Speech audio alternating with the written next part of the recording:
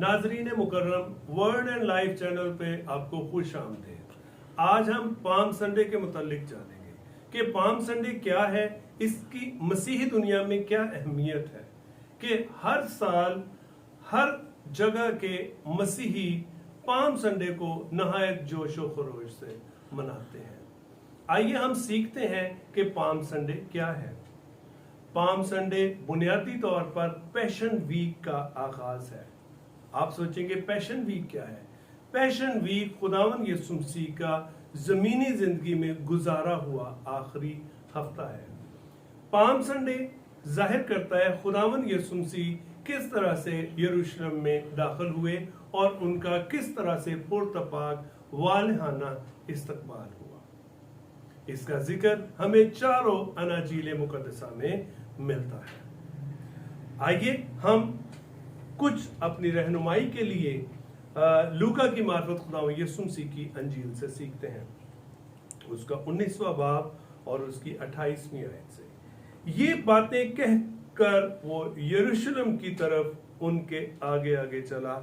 जब वो उस पहाड़ पर जो जैतून का कहलाता है बैत फिगे और बैतनिया के नजदीक पहुंचा, तो ऐसा हुआ कि उसने शागिर्दों में से 2 को ये कहकर भेजा कि सामने के गांव में जाओ और उसमें दाखिल होते ही एक गधी का बच्चा बंधा हुआ मिलेगा जिस पर कभी कोई आदमी सवार नहीं हुआ, उसे खोल लाओ। और अगर कोई तुमसे पूछे कि इसे क्यों खोलते हो तो यूं कह देना कि खुदावंद को इसकी जरूरत है।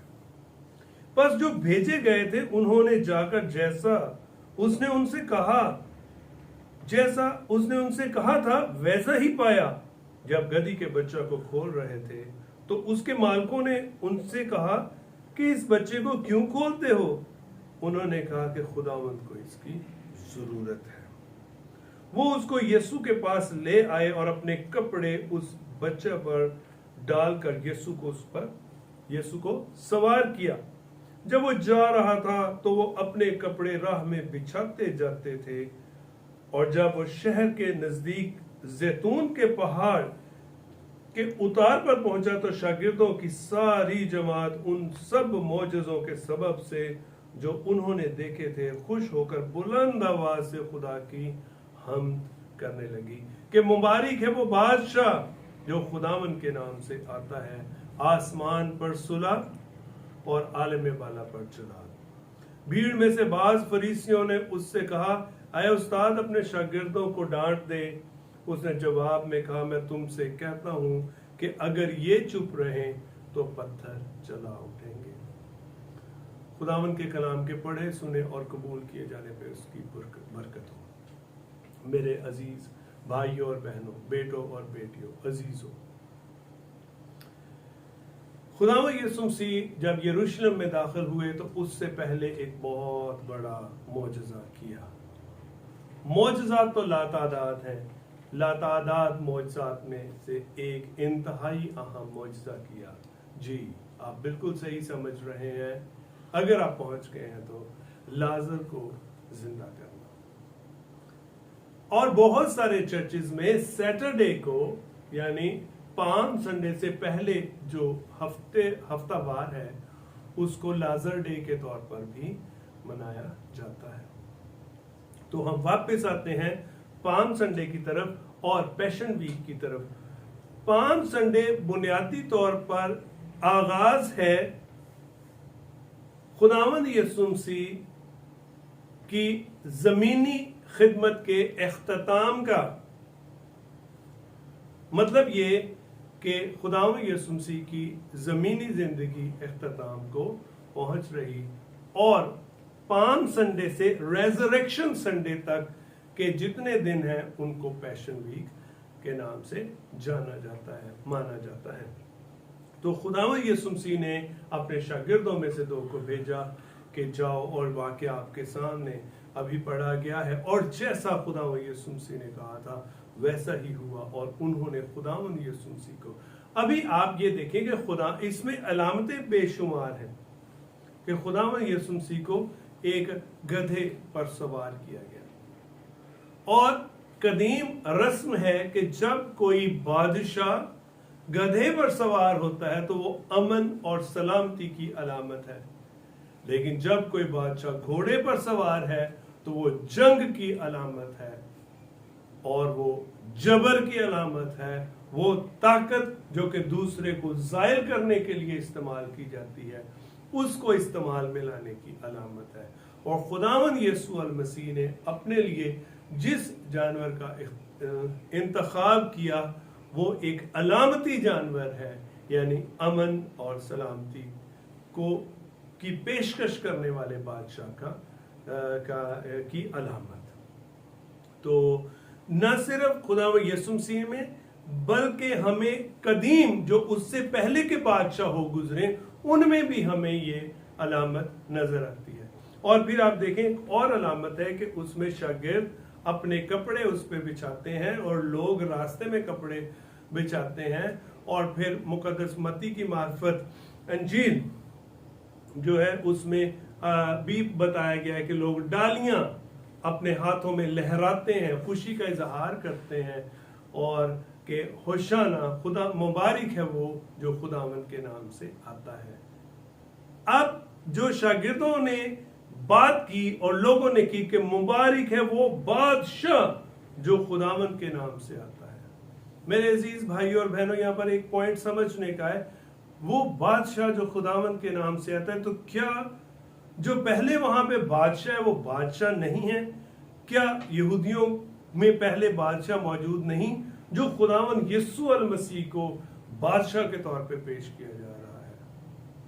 उस वक्त तो हेरोदिस एंटिपास मौजूद है, तो वो यहूदियों का बादशाह मौजूद है। तो मेरे अजीज भाई और बहनों, यहाँ पर एक बात समझने की, और वो ये कि कलाम मुकद्दस के मुताबिक, कलाम मजीद के मुताबिक यहूदियों का बादशाह दाऊद की नस्ल से है। फिर एक सवाल पैदा होता है, क्या जो हेरोदिस एंटिपास है वो यहूदियों की नस्ल से नहीं?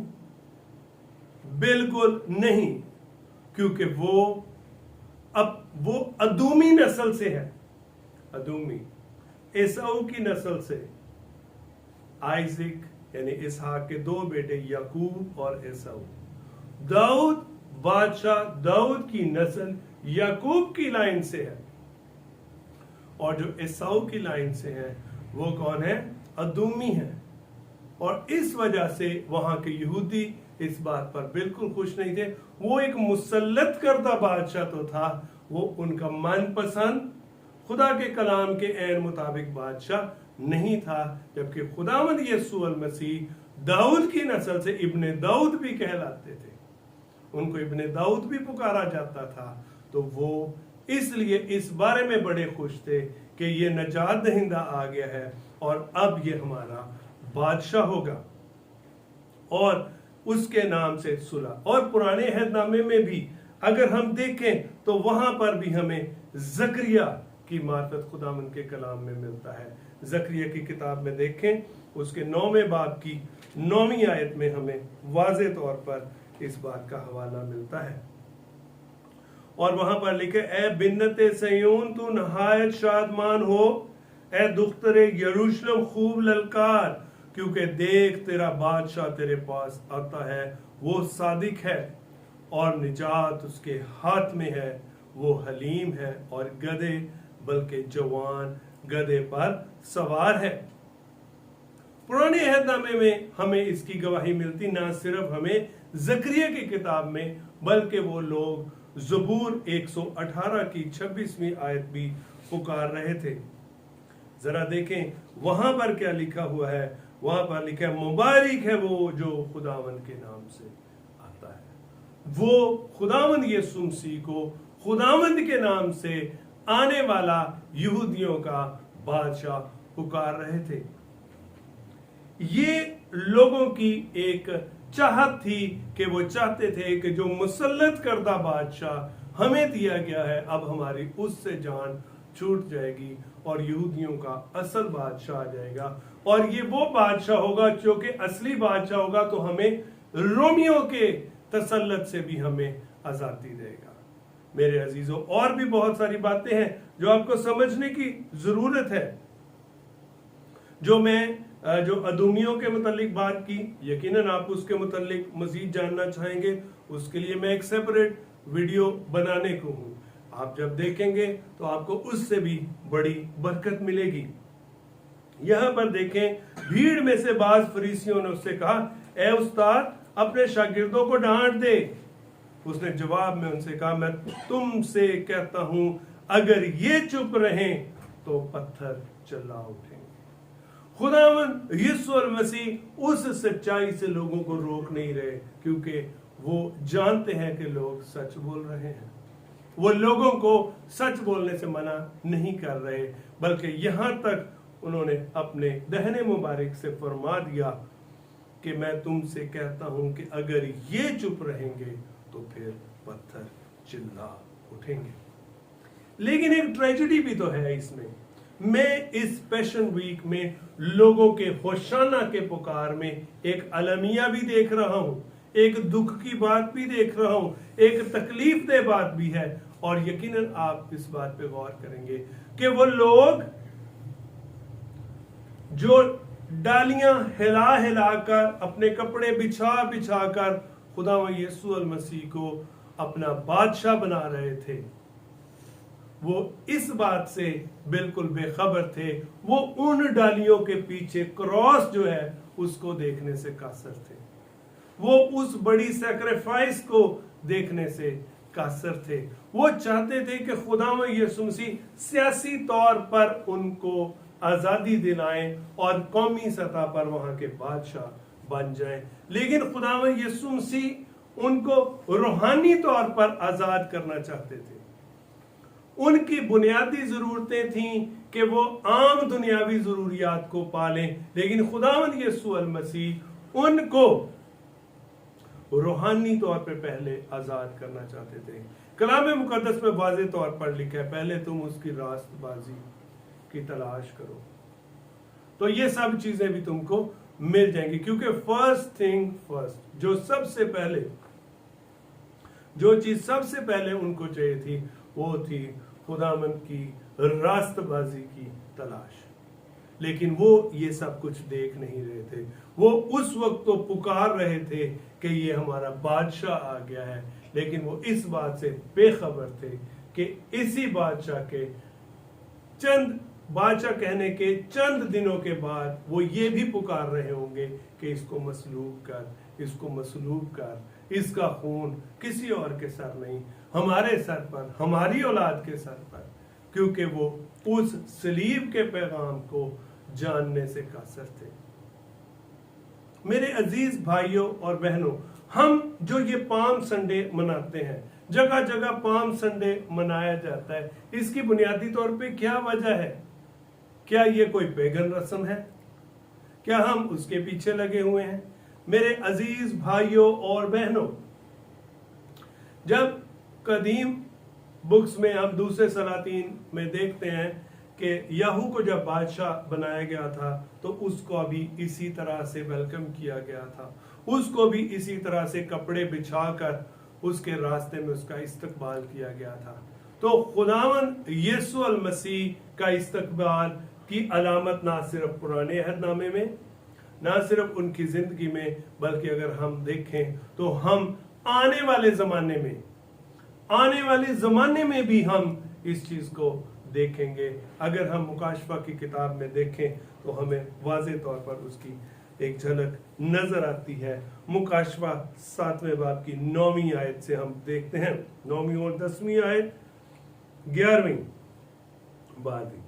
इन बातों के बाद जो मैंने निगाह की तो क्या देखता हूं कि हर एक कौम और कबीला और उम्मत और अहले जुबान की एक ऐसी बड़ी भीड़ जिसे कोई शुमार नहीं कर सकता, सफेद जामे पहने और खजूर की डालियां अपने हाथों में लिए हुए तख्त और बर्रा के आगे खड़ी है और बड़ी आवाज से चिल्ला चिल्ला कर कहती है कि निजात हमारे खुदा की तरफ से है जो तख्त पर बैठा है और बर्रा की तरफ से, और सब फरिश्ते उस तख्त और बुजुर्गों और चारों जानदारों के गिरदा गिर्द खड़े हैं।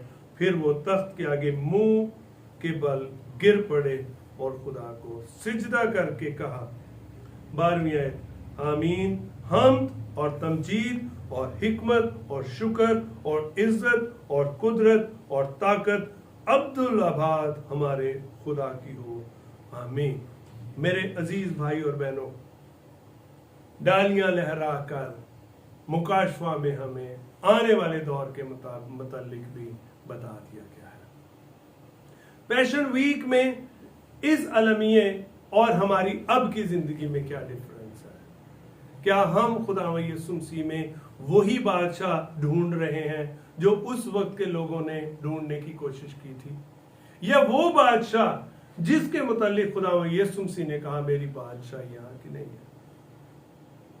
आपके लिए एक बहुत बड़ा सवाल है। अगर आज भी आप अपनी दुनियावी ख्वाहिशात के पीछे पड़े हुए हैं, आपको ये मिल जाए, आपको वो मिल जाए, आपको ये दुनियावी ख्वाहिश पूरी हो जाए, आपकी वो दुनियावी ख्वाहिश पूरी हो जाए, तो मेरे अजीज भाई और बहनों, आप आज के दिन या उस पाम संडे में, या जो पाम संडे आप सेलिब्रेट करते हैं, आप उस अवाम से कुछ डिफरेंट नहीं है।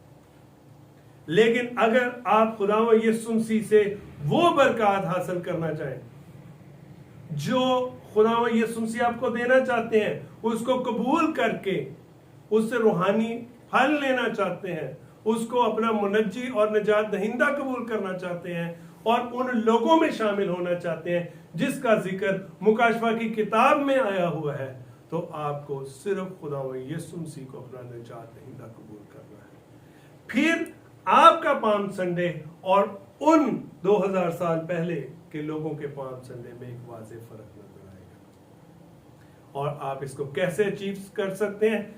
आप अपनी जिंदगी पर गौर कर सकते हैं। आप अपनी जिंदगी पर 1 मिनट के लिए गौर करें और सोचें, मैं उन लोगों की तरह हूं, या मुझे उन लोगों की तरह होना चाहिए जो बर्रा के सामने डालियां हाथ में लिए हुए खड़े हैं। ये फैसला आपने करना है। ये फैसला किसने करना है? हमने नहीं करना। हमारा नहीं है काम, ये काम मेरा है। आपने अपने आप को फर्दन कहना है। जैसे आप कहते हैं ये माँ किसकी है? ये मेरी माँ है। ये बीवी किसकी है? ये मेरी बीवी है। ये बहन, ये भाई। आप जब इंडिविजुअली कहते हैं तो नजात तक जाना भी आपकी अपनी जिम्मेदारी है। खुदावंद मुझे और आपको इस कलाम के वसीले बरकत दे। अगर आपके जहन में कोई सवाल है तो आप नीचे कमेंट्स में लिख सकते हैं। अगर आप न्यू हैं तो आप चैनल को सब्सक्राइब कर सकते हैं और शेयर भी कर सकते हैं, ताकि दीगर लोग भी इस कलाम से इस्तिफादा हासिल कर सकें। खुदावंद आप सबको बड़ी बरकत दे। Thank you so much.